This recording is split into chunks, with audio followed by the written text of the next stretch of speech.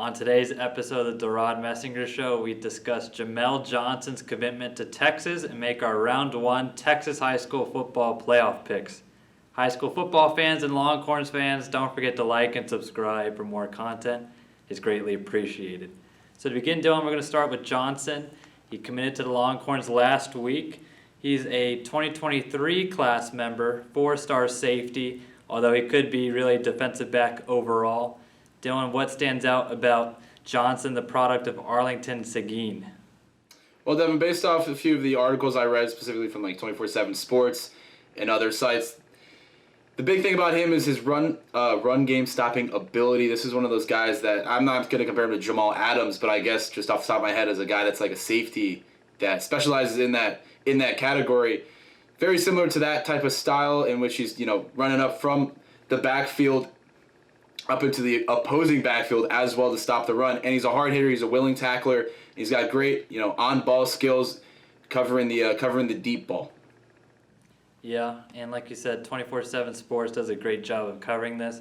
I watched his film, and the things that I listed, he's decently sized. He's 6'1". You look at the film, and he doesn't look like 6'1", but yet again, huddle clips are, kind of not the greatest in terms of that, but good size for a defensive back, safety, or corner. He plays a lot of cornerback, so that might be good if he needs to be slotted into the nickel or something. And then speaking of that, that's great for position flexibility. He can really be tossed, it seems like, on any of the secondary positions, and hopefully will contribute soon. He might be a little bit of a project for the Longhorns, but I think that he has long-term potential to be an eventual starter for them. And then, like you said, another thing that I pointed out is that he seems to not be afraid to make tackles. His huddle clip shows that he's not afraid to lower his shoulder when need be, fighting off a blocker on the outside to get to the ball carrier and make an impact. And that's something that the Longhorns have seemingly struggled with. I was about to say, Devin, they're missing that tenacity. If he can bring that extra, grit that they're so desperately in need of to get, a winning spirit, a guy that wants to, go the extra mile for the team and not just be, not to go on a rant or anything, just to sit back and let the other team destroy them, Yeah, I think that's the main thing that really Texas needs to be recruiting right now, and that's kind of the hardest thing to determine because you don't see that on a huddle clip. They're just traits. Their physical traits obviously stand out, but the mental traits is what you need. You need a guy to be a grinder and, like you said, really just play his hardest. And I mean, if you want to take those huddle examples and he's lowering his shoulder when need be, you see a little bit of that grit and grind that you'd like to see out of the secondary.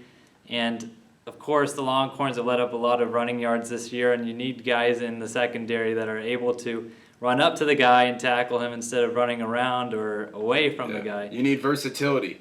Especially with just the way defenses have gone. You'll see, guys on Georgia. I mean, they're a safety, but they could be playing linebacker. So it's one of those situations that you want to add those type of guys to your team if you want to be successful, especially on the defensive side of the ball. Yeah, and the last pro that I'll mention from what I saw in his huddle is that he had a lot of pass breakups, which is always a good sight to see. Even when he was beat, he was able to turn his head around and make a last-second play, which in today's college football landscape, obviously very important with the passing game that's very prevalent today, and guys not turning their head late and getting the defensive pass interference, which isn't great. And then to mention his ranking, Dylan, you're mentioning 24/7 Sports.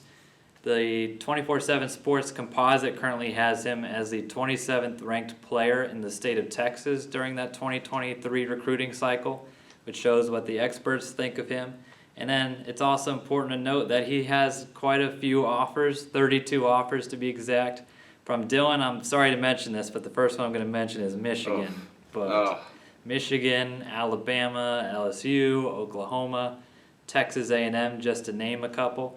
And importantly, he's also now becomes the first commit for Texas in their 2023 recruiting class.